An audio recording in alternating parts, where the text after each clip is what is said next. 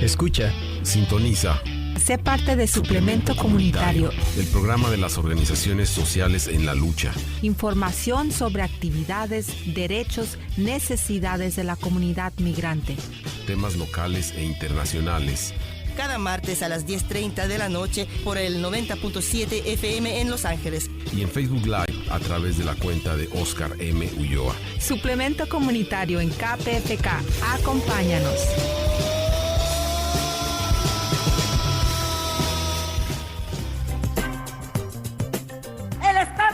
Reconocer a la población migrante como población indígena asentada en el territorio donde se encuentre y reconocerla como sujeto de derecho público. Algunos dirigentes que ahora son defensores de los pueblos indígenas no entendían ni han entendido lo que significan las comunidades indígenas, sus demandas y la necesidad de una verdadera, de una auténtica reivindicación.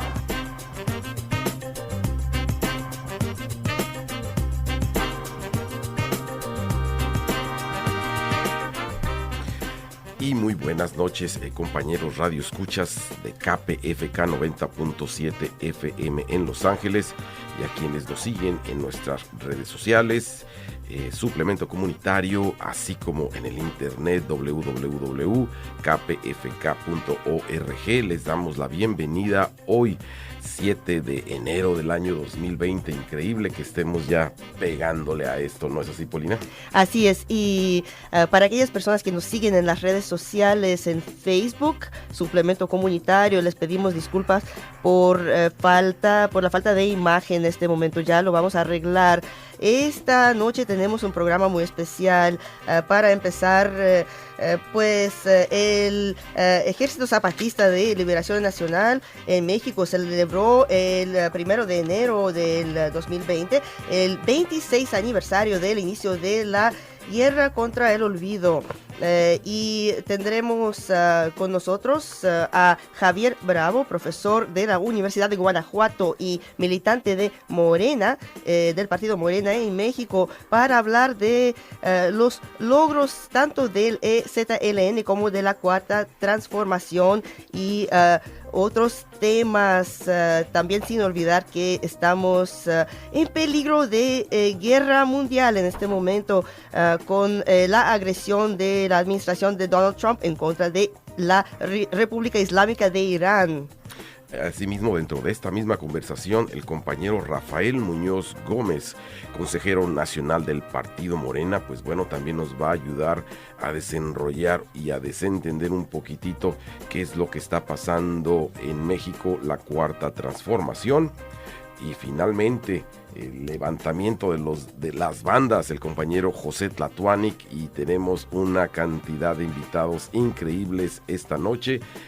Así que no se lo pierdan y regresamos.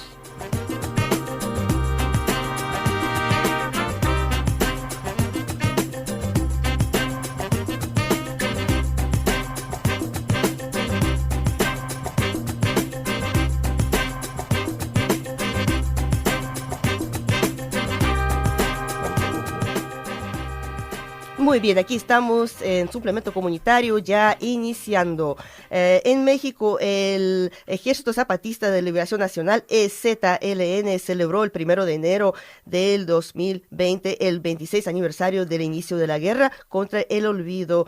El 1 de enero de 1994, la televisión emitió un espectáculo insólito. Un ejército indígena, como brotado de las sombras de esa noche del nuevo año, estaba tomando la ciudad de San Cristóbal de las Casas en el estado de Chiapas. Eran muchos, se veían muy pobres y estaban abriendo una nueva época en la historia de este país y de sus pueblos.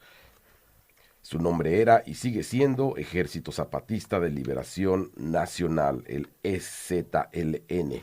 De nuevo queremos hablar del tema y antes de darle la bienvenida a nuestro primer invitado de la noche, Javier Bravo, profesor de la Universidad de Guanajuato, queremos escuchar al periodista Gilberto López y Rivas en entrevista con el informativo Pacífica, con Fernando Velázquez. Escuchemos. Y acabo de estar allá en Chiapas, en uno de los nuevos caracoles, el caracol Jacinto Canec, y en San Cristóbal de las Casas, y ellos este año prácticamente doblaron el territorio en donde ellos gobiernan con el principio de mandar obedeciendo. Se oponen tajantemente al gobierno de Andrés Manuel López Obrador porque, pues, para la mala interpretación que se hace de la realidad mexicana, este gobierno no es un gobierno de izquierda, es un gobierno socialdemócrata que tiene sus límites en el propio capitalismo. No hay un cambio y es una condición post-neoliberal, como ellos dicen. Todos los proyectos que los zapatistas han estado rechazando, como el Tren Maya, como el canal seco, el Istmo de Tehuantepec, como el proyecto integral Morelos, el proceso de militarización que puso en marcha Andrés Manuel López Obrador, la entrega de los puertos a la Marina, la entrega del aeropuerto al Ejército, la creación de una Guardia Nacional que es una extensión de la migra en Chiapas y en las fronteras sur, obedeciendo las órdenes de Trump para impedir la migración de nuestros hermanos centroamericanos. A todo eso se oponen los zapatistas. Ellos tuvieron la visión para decir que Andrés Manuel López Obrador era el huevo de la serpiente, y no se equivocaron. La gente no le da importancia porque hay un racismo terrible. Si los pueblos indígenas están sufriendo estos embates, no interesa, incluso a algunas personas de izquierda, no les interesa qué pasa con los pueblos. Ellos siguen pensando que están haciendo una cuarta transformación. No hay nada que indique que están haciendo una cuarta transformación en lo que toca a lo estructural, no a lo epidémico, no a lo periférico. Era el periodista y analista Gilberto López y Rivas, es investigador del Instituto Nacional de Antropología e Historia, y también articulista del periódico La Jornada de México, hablando de la celebración del 26 aniversario del inicio de la guerra en contra del olvido, como dicen los zapatistas. Tenemos con nosotros en la línea a Javier Bravo, quien es profesor de la Universidad de Guanajuato y también es militante del partido Morena. Javier, muchísimo gusto en saludarte esta noche. Igualmente, Paulina, igualmente, Oscar, un abrazo a toda la audiencia de KPFK. Muchas gracias. Pues quisiéramos que nos comentaras esta noche, desde antes de escuchar también los comentarios del mandatario mexicano sobre el EZLN y también sobre la cuestión de los pueblos originarios en México. Quisiéramos primero tus comentarios sobre el tema.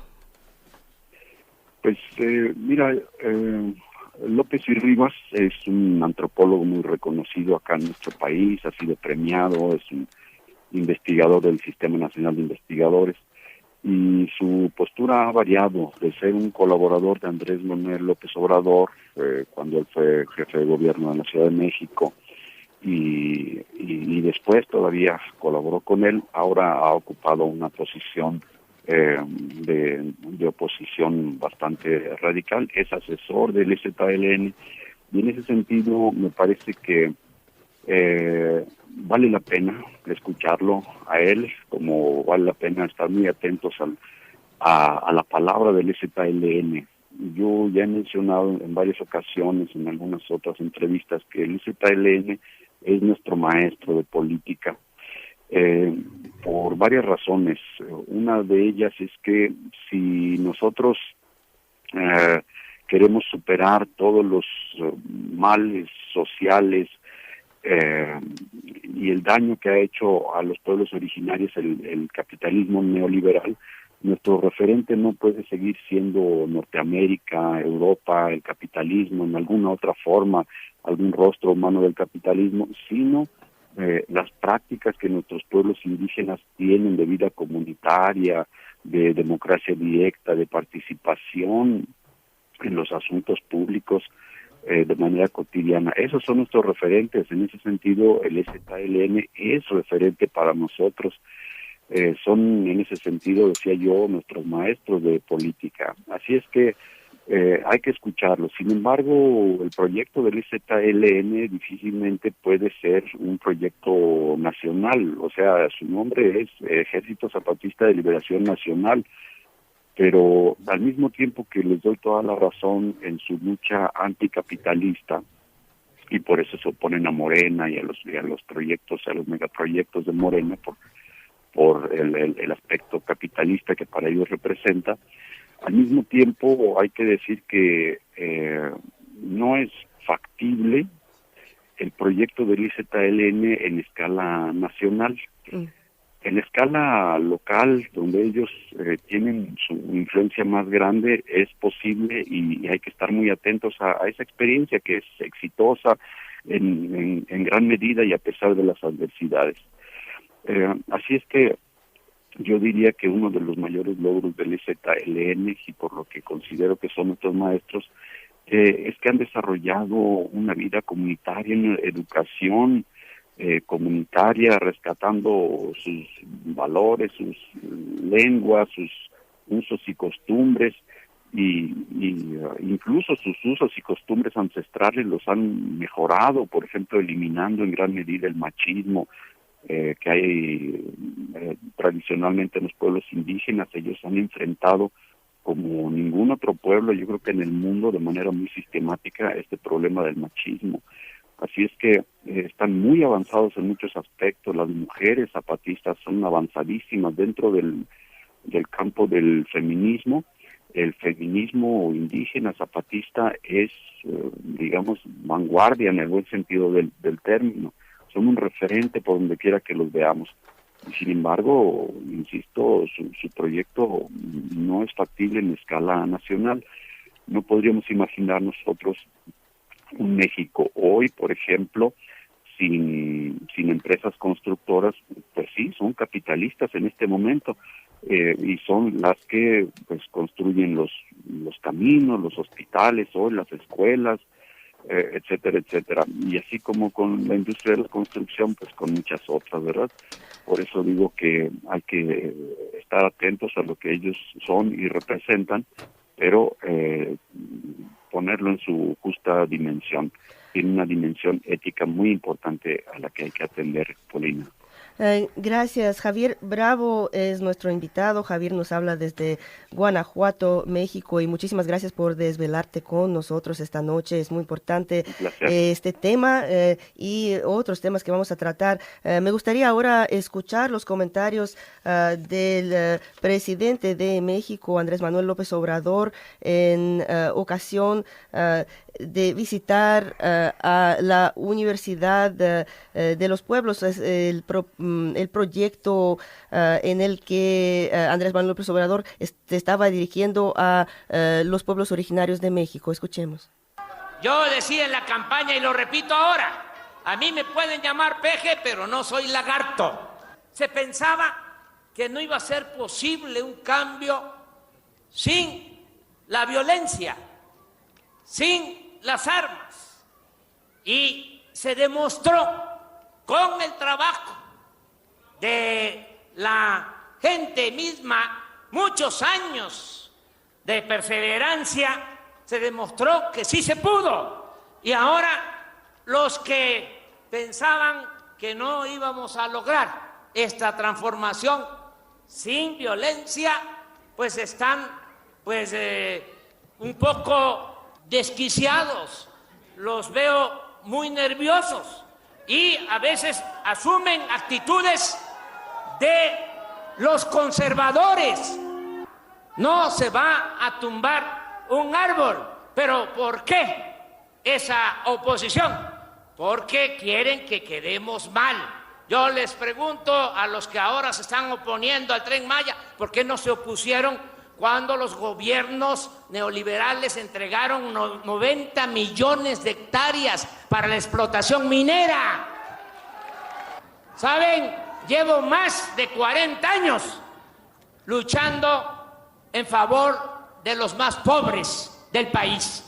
Terminé la escuela en 1976 y terminando la escuela me fui de director del Instituto Nacional Indigenista a Tabasco hace 42 años y trabajé 6 años en comunidades indígenas, mientras algunos dirigentes que ahora son defensores de los pueblos indígenas todavía estaban estudiando y no entendían ni han entendido lo que significan las comunidades indígenas, sus demandas y la necesidad de una verdadera, de una auténtica reivindicación.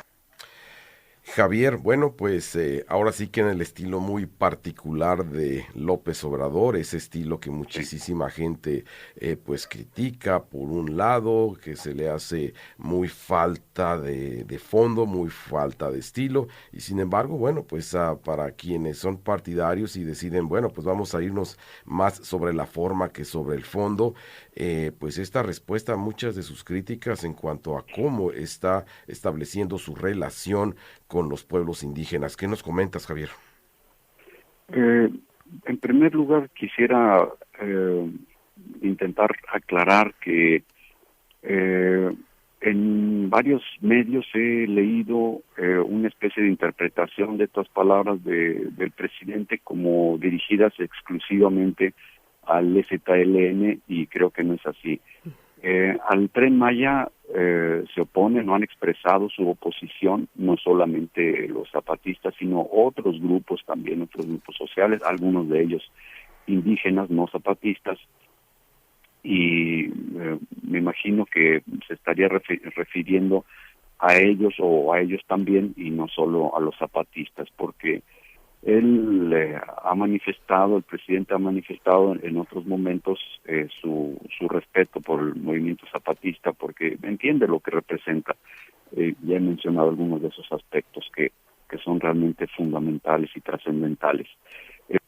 López Obrador en este momento tiene arriba del 70% de aceptación, de popularidad, digamos, medida no por oficinas gubernamentales, sino por los propios medios, algunos de ellos corporativos, y este nivel de popularidad lo publicó, por ejemplo, el diario Milenio, que se ha caracterizado por ser un fuerte opositor de López Obrador.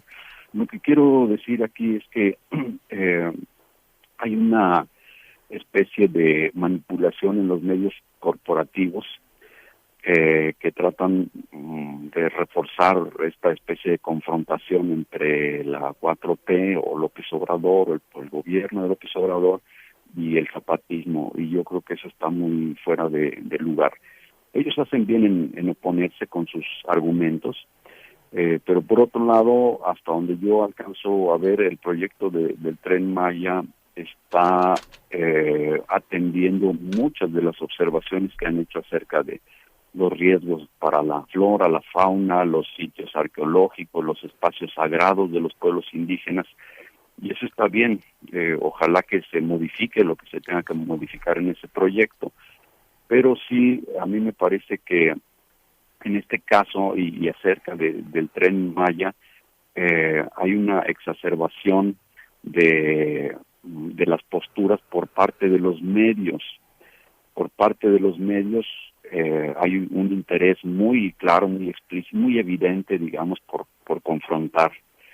Ahora, estos argumentos muy razonables y muy legítimos acerca de los riesgos de estos megaproyectos, no solo del Tren Maya, sino también del corredor transísmico y del proyecto integral Morelos, son expresados por gente que vive en esos lugares, que son quienes mejor conocen los riesgos y toda la trayectoria de abusos desde el Estado y de los poderes fácticos hacia esos territorios, que son pues la esencia de los pueblos, ¿no? Ahí están sus antepasados, ahí está su presente y su futuro, y tienen toda la razón en luchar por defender, porque es todo, es agua, es tierra, es vida, es aire, es pasado y presente, son sus tradiciones. Así es que yo sería de la opinión de que no hay que caer en un extremo hasta incluso infantil de considerar que el proyecto, por ejemplo, del Tren Maya pone en riesgo absoluto a las culturas y los pueblos indígenas. Las comunidades indígenas, los pueblos originarios, no son lo que nos tratan de hacer ver los medios corporativos, víctimas. Yo estoy en contra de considerarlos víctimas, y quiero aclarar esto para que no se malentienda. Yo pienso que ellos tienen una capacidad muy bien fundamentada y muy bien trabajada de hacer vida comunitaria, de defender su territorio, y ellos tienen que hacer oír su voz. De hecho, ellos han mencionado que se van a oponer, por ejemplo, al Tren Maya con una estrategia triple de defensa de los derechos humanos, de fortalecimiento de la vida comunitaria, pero también desde el punto de vista de los amparos legales. Es decir, ellos, los zapatistas, han expresado, lo han dicho explícitamente, que una forma de oponerse a lo que representa el proyecto del Tren Maya es reforzar su vida comunitaria. ¿Qué significa esto? Eso significa no solamente sus prácticas, su economía, sino también los aspectos ideológicos, culturales, y ellos son formas de resistencia que han tenido desde hace 500 años y más probablemente, es decir, resistiendo la dominación de los pueblos hegemónicos en época prehispánica, en época mesoamericana. Y hoy en día, pues también, es decir, si se critica, por ejemplo, y López y Rivas ha criticado en algunos textos los programas sociales de la 4T como que atentan contra la vida comunitaria porque se entrega individualmente, directamente, sin intermediarios, las becas o los sueldos, y que esto rompería la vida comunitaria, que quieren desmovilizar y desarticular las comunidades indígenas. Yo pienso que eso es subestimar, es una falta de respeto, considerarlos así como bajo un riesgo inminente por recibir becas del gobierno, subestimar, y es una falta de respeto a los pueblos indígenas. Ellos pueden recibir una beca, digamos, y eso no necesariamente representa que con ese dinero se van a marchar de sus comunidades para nunca más volver. Lo que yo pienso que podría suceder es que sigan haciendo su vida comunitaria, pero ahora con el estómago lleno, es decir, o con posibilidades de hacer algo con esos recursos que están recibiendo. Cómo ellos lo van a usar, cómo lo van a administrar, pues eso lo pueden decidir dentro de su vida comunitaria. Pero esos medios que buscan confrontar a la 4T con el EZLN, a su manera, yo creo que muy perversa, buscan legitimar y perpetuar la pobreza y el atraso en que no solamente los gobiernos neoliberales de los últimos 36 años, sino más allá de eso, durante más décadas, han hecho con toda esta región del sur y el sureste de nuestro país. O sea, nula inversión pública, prácticamente un atraso en todos los sentidos, de infraestructura, de servicios, de atención, de educación, etcétera, etcétera. Y eso incluye los programas sociales de becas, de pensiones, etcétera, etcétera. Yo no veo ahí un riesgo de que esto implique la desintegración de los pueblos originarios, sino que podrán seguir haciendo su vida, pero yo lo digo con el estómago lleno. Basta de tratarlos como víctimas. Ellos tienen una capacidad de organización, de protesta, que la han mostrado en múltiples ocasiones. Bien, Javier Bravo es nuestro invitado. Gracias. Javier, hablando de este tema, me gustaría que escucháramos apenas unos segunditos más de la intervención de Andrés Manuel López Obrador en esa ocasión, este pasado domingo en Texcoco. ¿Saben cuánto entregaron de concesiones para la explotación minera? Repito, 90 millones de hectáreas, desde Salinas hasta el último gobierno federal. ¿Saben cuánto ¿Cuánto tiene nuestro territorio nacional? 200 millones de hectáreas. Y entregaron 90 millones, el 40% del territorio nacional. Y los que ahora se oponen al Tren Maya no dijeron nada, absolutamente. ¿Saben cuántas concesiones hemos entregado nosotros? ¿Saben cuántas hectáreas se han concesionado para la explotación minera? 0, ni una sola. Ya estaba autorizada la práctica del fracking para la explotación de gas y de petróleo. Se canceló. No se va a utilizar el fracking. Ya se tomó la decisión de no permitir el uso de las semillas de maíz transgénico. Pero otra cosa, ¿qué pasó con el aeropuerto de Texcoco? ¿Qué dijimos? De que iba una consulta. ¿Y qué dijo la gente? No, y no se va a construir el aeropuerto de Texcoco. Por eso no tenemos ningún problema de conciencia. Bien, bueno, pues en esta intervención, una más de las múltiples conversaciones que tiene Andrés Manuel López Obrador con la gente en sus... insistimos en su estilo muy personal y quienes definitivamente no están de acuerdo. Bueno, pues Javier, quizás en un último minutito que nos queda antes de continuar con nuestra conversación con el compañero Rafael Muñoz Gómez, quien ya está en la línea. Bueno, pues cómo podríamos cerrar al menos por el momento, esperamos tenerlo en un futuro para seguir continuando con estas conversaciones, pues quizás su último resumen en base a todo de esto de lo que hemos estado viendo acá en estas, lo que podría ser ya varios años de la Cuarta Transformación. Y también, antes de que contestes, Javier, también si pudieras añadir, porque no estaba programado esta noche hablar del tema de Irán, pero realmente estamos muy preocupados con la posibilidad de una guerra mundial. ¿Cómo se ve esto en México desde tu perspectiva, desde la perspectiva de los medios tal vez? Y entiendo que tenemos muy poco tiempo, pero adelante Javier.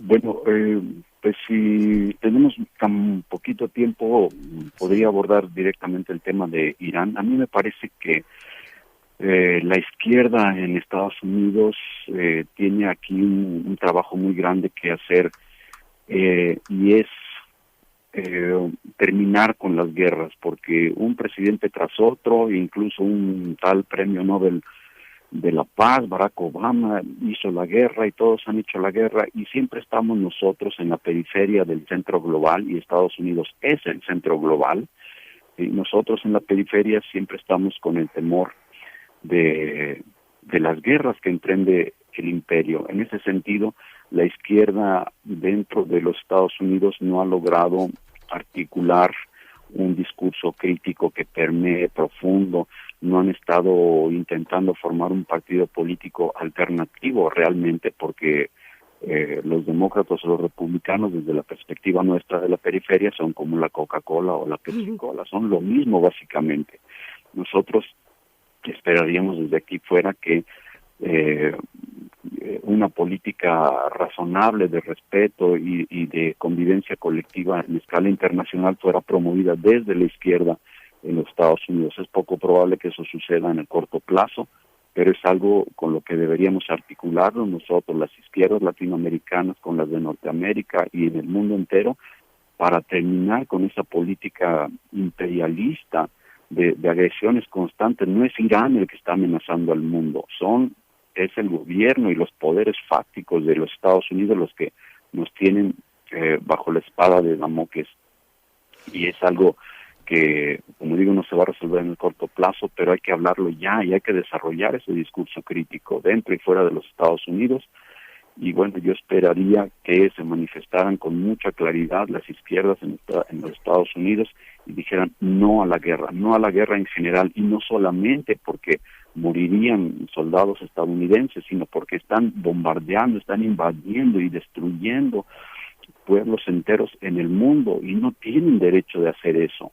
Así es que nosotros, y desde la perspectiva de la doctrina Estrada, digamos, es un emblema y un símbolo del pacifismo en escala internacional, y en eso somos vanguardia. México, la doctrina Estrada es la que debemos promover y apegarnos a ella. Eso lo estamos haciendo ahora con este gobierno de izquierda, aunque no le guste el término a López y Rivas, es un gobierno de izquierda, la izquierda posible hoy. Nosotros decimos no a la guerra, no a esas intervenciones, y hay que decirlo fuerte y claro. Javier Bravo, profesor de Guanajuato y militante del Partido Morena de ese mismo estado. Muchísimas gracias por haber participado esta noche y esperamos que no sea la última. Ahora sí, buenas noches. Y tenemos buenas noches, Javier, muchas gracias, un abrazo. Tenemos que darle la bienvenida también y pedirle disculpas por hacerlo tan tarde a nuestro otro invitado, Rafael Muñoz, también es consejero nacional del Partido Morena de aquí de Los Ángeles. Buenas noches, Rafael, y también queremos avisarles de que les recordamos, están escuchando KPFK 90.7 FM en Los Ángeles, 98.7 FM en Santa Bárbara, www.kpfk.org a través del mundo. Rafael Muñoz, buenas noches, ¿estás con nosotros? Muy buenas noches, claro que sí. Aquí qué bueno. Rafa, como tenemos muy poco tiempo, esta noche se nos descuadró un poco el plan, pero son temas importantes que estamos abordando. ¿Cómo ves tú desde tu perspectiva, desde acá de Los Ángeles, siendo militante de Morena? ¿Cuáles son para ti los principales logros de lo que se ha llamado esta cuarta transformación hasta la fecha? Pues mira, yo en algunas ocasiones que ya nos hemos platicado, yo les insisto mucho, los cambios se están sintiendo en toda la República Mexicana, y estos cambios pues se contraponen a lo que una izquierda tradicional siempre ha dicho, ¿no? O sea, para una izquierda les gustaría que hubiera existido una revolución donde los cambios se hicieran a base de sangre y fuego, terminar con un sistema económico e implementar otro, ¿no? En una forma totalmente vertical, ¿no? Pero pues aquí hemos hablado constantemente, esta es una transformación que se va dando gradualmente, y esta transformación está llevando el bienestar social hacia hacia la gran población que durante décadas estuvo olvidada, ¿no? Dentro de esto, pues también está dentro de las comunidades que se le han llamado comunidades indígenas, ¿no? Y esto ha hecho la confrontación de lo que estaban hablando, ¿no? Con el Ejército Zapatista, que se siente el representante de estos grupos indígenas, ¿no? Y se les olvida que pues serán representantes, pero no del 100% de las comunidades, ¿no? Uh-huh. Hay una gran parte que está dispuesta también a defender la cuarta transformación, y que está de acuerdo con este Tren Maya que tantos controversia ha creado con el Ejército Zapatista, ¿no? Y entonces estos cambios, estos logros pues, se van dando, ¿no? Hay que transformar las mismas leyes que permitían mantener ahí a unos parásitos dentro del gobierno, y que se tiene que terminar con esto, ¿no? En la educación, en la salud, ahora que va a haber una salud universal para toda la población. O sea, esos son los cambios, ¿no? Que molestan a ciertos grupos que tradicionalmente también se habían manifestado, ¿no? Como ser los legítimos defensores. Y estoy hablando del Ejército Zapatista. O sea, para ellos no existe esto. Ellos no alcanzan a deslumbrar todos estos cambios y esta transformación, ¿no? Entonces, yo sigo insistiendo, el Ejército Zapatista se ha caracterizado por mantenerse aislado dentro de un territorio, y que les gustaría que esto fuera, ser ellos los que dirigieran todo el movimiento, que se trasladara la forma en que ellos estén gobernando en esta zona geográfica, se trasladara a todo México, ¿no?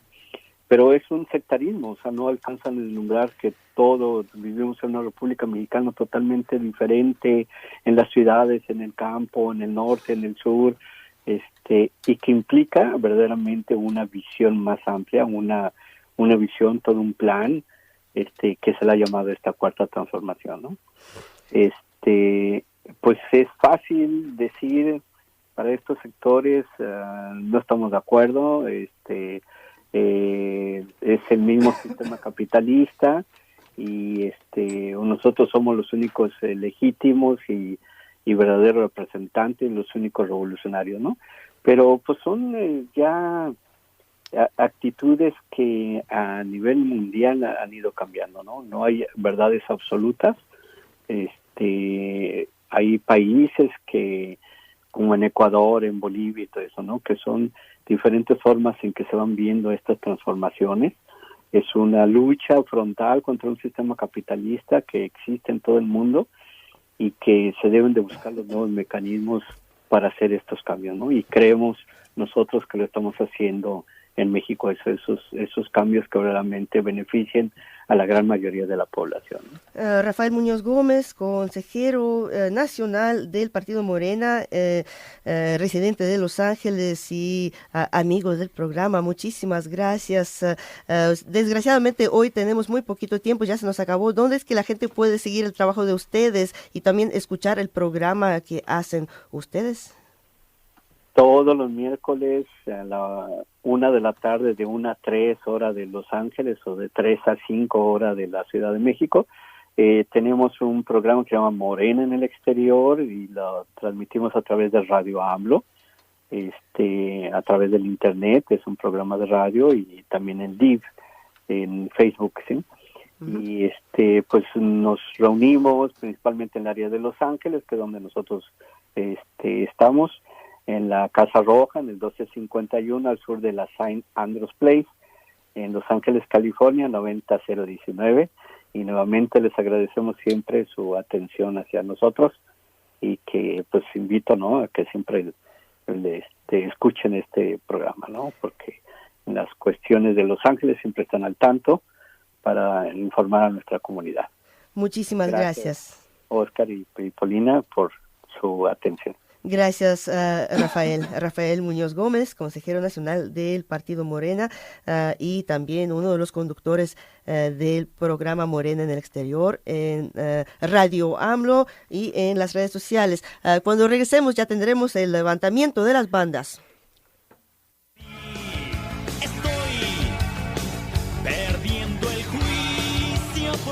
Hola, saludos. La banda Ley de Hielo los invita a cooperar con KPFK y también convertirse en miembro de Pacífica Radio, una radio comunitaria de la gente para la gente. Saludos de Ley de Hielo para su movimiento comunitario y el levantamiento de las bandas. Que hay mundos